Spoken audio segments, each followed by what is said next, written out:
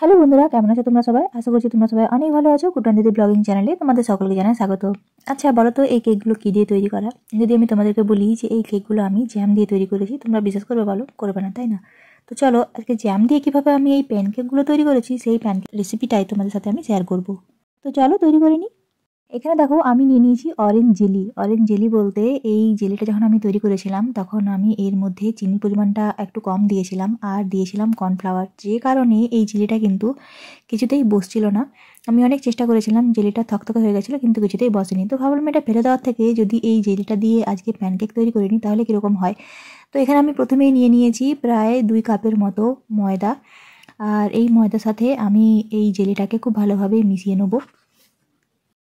এরপর আমি দিয়ে নেবো 3 চামচের মতো চিনি। যেহেতু জেলির মধ্যে চিনি দেওয়া ছিল তাই আমি এক্ষেত্রে আর বেশি চিনি দেবো না। মিষ্টি আনার জন্য আমি এখানে 3 চামচের মতো, 3 বড় চামচের মতো চিনি আমি এখানে দিয়ে নিয়েছি। এরপর এখানে আমি দিয়ে নেবো প্রায় হাফ কাপের মতো সাদা তেল। এরপর এই প্রত্যেকটা উপকরণকে আমি খুব ভালোভাবে মিলিয়ে নেব। সামান্য একটু জল দিয়ে একটু একটু করে আমি দেখো একটা স্মুথ ব্যাটার তৈরি করে নিয়েছি।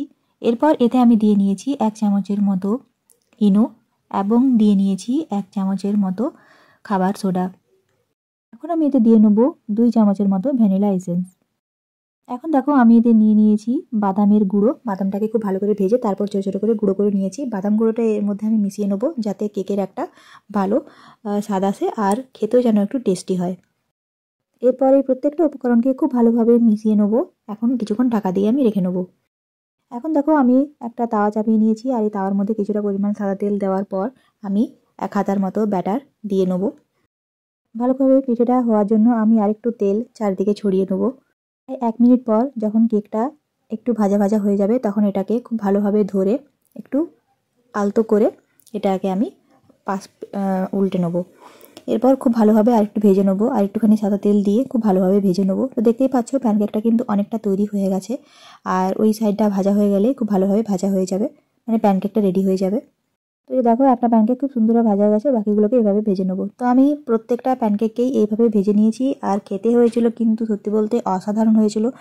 একটা প্যানকেক দেখতে পাচ্ছ একটু পুড়ে গেছে, মানে আমি আঁচটা ঠিকঠাক করতে পারিনি বলে এটা একটু পুড়ে গিয়েছিল। তো আরেকটা প্যানকেক তোমাদেরকে আমি দেখাই, সেই প্যানকেকটাও কিন্তু খুবই সুন্দর হয়েছিল। তো তোমাদের বাড়িতে যদি এরকম টাইপের কোনো জিনিস থাকে যে তোমরা হয়তো জিনিসটা করতে গিয়ে কোনো কারণের জন্য সেটা একটু খারাপ হয়ে গেছে, তোমরা সেটাকে ফেলে না দিয়ে চেষ্টা করবে সেটা দিয়ে নতুন একটা কিছু করার। তো আজ যেহেতু বছর শেষ তাই আজকে আমি বানিয়ে নিয়েছিলাম অরেঞ্জ প্যানকেক, তাও আবার জেলি দিয়ে, মানে জেলি হওয়ার আগের মুহূর্তের যে অবস্থা থাকে সেটা দিয়ে। আমার রেসিপি তোমাদের কেমন লাগলো অবশ্যই কিন্তু কমেন্ট করে জানিও। ভিডিওটা ভালো লেগে থাকলে চ্যানেলটিকে লাইক, সাবস্ক্রাইব এবং শেয়ার করতে একদম ভুলবে না। সবাই খুব ভালো থেকো, সুস্থ থেকো। খুব তাড়াতাড়ি দেখা হবে তোমার সাথে একটা পরের ভিডিও নিয়ে। সবাইকে জানাই happy new year 2025 Kutu and দিদি ব্লগিং ভিডিওর তরফ থেকে। খুব ভালো থেকো, সুস্থ থেকো। নতুন বছর তোমাদের অনেক ভালো কাটুক, এটাই আমি ভগবানের কাছে প্রার্থনা করি। আজকের মতো আমি এখানেই বিদায় নিচ্ছি। ভিডিওটা কেমন লাগলো অবশ্যই কিন্তু কমেন্ট করে জানিও। তোমাদের একটা কমেন্ট আমার জন্য খুবই উপকারী।